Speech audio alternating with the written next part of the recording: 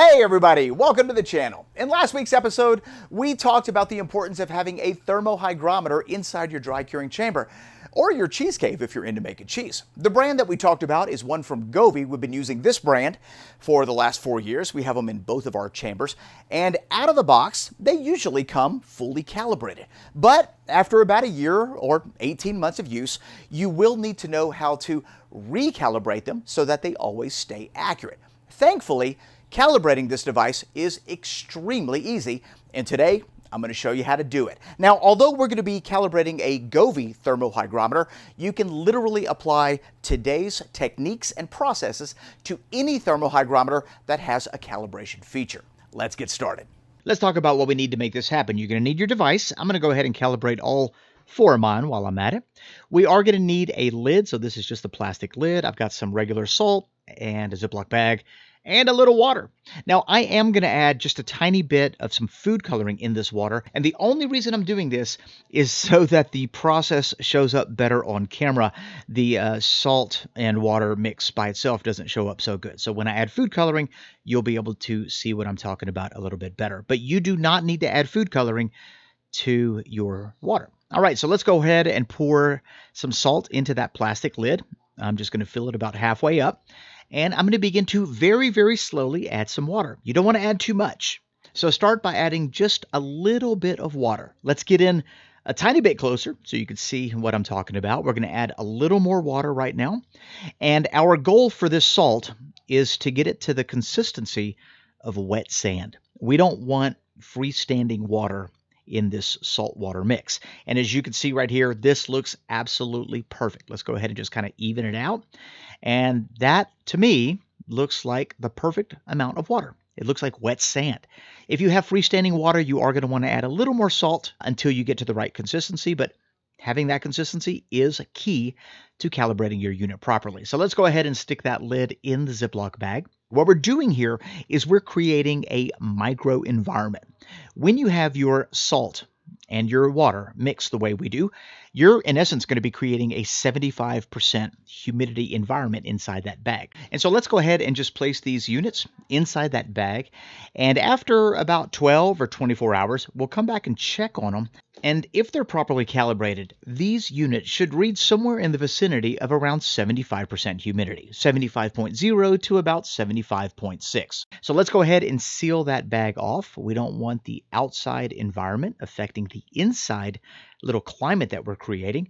Okay, this bag is going to go in the house, and I'll get back to you tomorrow. It's now the next day, and it's time to check on our thermohygrometers. They've had a chance to hang out in that airtight container for 12 to 24 hours. And here's a super important tip for you. Wherever you place that airtight container, make sure that the temperature is constant. You don't want a lot of temperature fluctuations. So putting it in front of a kitchen window where it's warm during the day and cool at night, that's really not going to work. Put it in a closet, put it in a bedroom, somewhere where the temperature is pretty constant, preferably between 68 Fahrenheit and 78 Fahrenheit, or 20 to 25 degrees Celsius. So let's open up the app and see what our devices say after 24 hours. A quick refresh to get the latest information. And here we go. We don't need to go any further than this screen right here. This screen, this home screen, is going to give us everything we need. Notice you have the temperature and the humidity for all 4 of those devices. That's what we're looking for. And as you can see, the temperature is between 71 and 72. That's exactly where it needs to be. So we don't need to do any calibration for the temperature. And the reason they're red is because that's just outside the parameters that I had already set. But at that temperature, the humidity reading should read 75.4%. Now, I'll put a little bit in the description box that lets you know what the humidity reading should be at certain temperatures, but let's go ahead and just calibrate one of them, and then I'll do the rest of them off camera. So let's click the Sausage Maker 1, and we're going to hit the icon there at the top, the cog icon. Now, what we're looking at here is just the settings of this particular device. We can control the different alarm settings, so on and so forth. As far as the temperature, we don't need to calibrate it, but we do need to calibrate the humidity, and we want that to be at 75.4. So we're going to press down a couple times, and you can't really hold it down. You have to press it each time, and that's okay. 75.4. There we go. This is now properly calibrated. Let's get out of that screen, and that's it. Quick refresh, and it looks like we are good to go. So let me go ahead and calibrate the other ones just like that, and you can see what that looks like as well. And that's how you calibrate your thermohygrometer. As you can see here, our temperature and our humidity is all dialed in, and those four are ready to go back into the chamber. Let's recap. Step 1, grab a lid and place some salt into it. It doesn't matter the size, and it doesn't matter how much salt you place into the lid. Add a little water at a time until it starts to look like wet sand. You don't want any freestanding water. Step 2, insert that lid and salt into an airtight container along with your thermohygrometers. I use a Ziploc bag. It's pretty easy, but you could use whatever you want. Step 3, place that airtight container in an area where the temperature is constant. You don't want a lot of fluctuation. Somewhere between 68 Fahrenheit and 78 Fahrenheit, or 20 to 25 Celsius. And finally, step 4, after 12 to 24 hours, check your units and calibrate as necessary.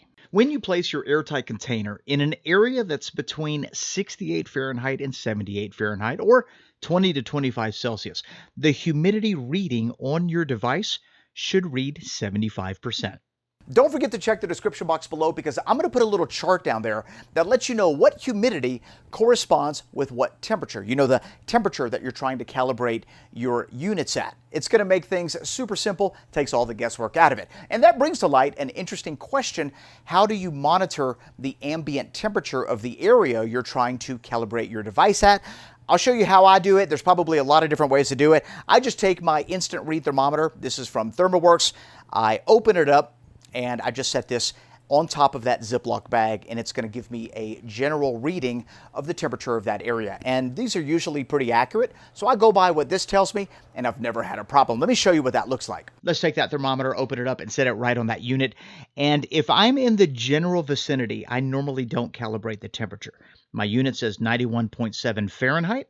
My thermometer says 91.7, 91.6. There we go. I'm good with that. Now that you know how to calibrate your thermohygrometer, in next week's episode, I'm going to show you how to take this little device and dial in your dry curing chamber from the sausage maker. This has been a video that has been a long time coming. Those of you who have drying chambers or are looking to get a drying chamber, you definitely don't want to miss it. If you have any questions on how to calibrate this, leave them in the comment section below. And if you got something out of this video, a thumbs up is always appreciated. If you are new to this channel and you're interested in the art and craft of charcuterie, don't forget to hit that subscribe button and that notification bell, because I'm going to share with you everything that I know so that you can avoid making all those rookie mistakes and turn into a master salumist in no time. Thanks a lot for being here. We'll see you in the next one. Bye-bye.